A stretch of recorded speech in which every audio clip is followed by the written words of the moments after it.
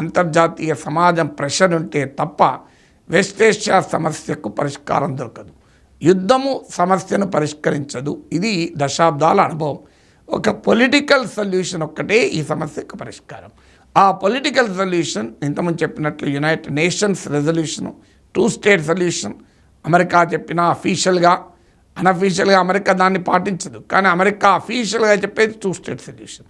భారతదేశం 2 state solution అని చెప్తోంది. ఇప్పటికైనా అటు ఇజ్రాయెల్ ఇటు అరబ్లు గుర్తించాలి.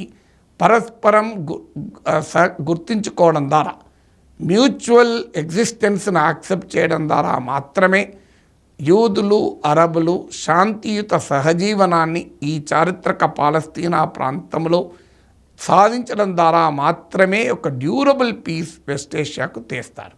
లేదంటే ఈ వెస్ట్ ఏషియా రావణ కాష్టం ఇలా మండుతూనే ఉంటుంది. ఇక్కడ ప్రజల అన్యాయానికి గురవుతూనే ఉంటారు. ప్రపంచ శాంతికి, ప్రపంచ ఆర్థిక అభివృద్ధికి వెస్ట్ ఏషియా ఒక సవాల్గానే మిగులుతుంది.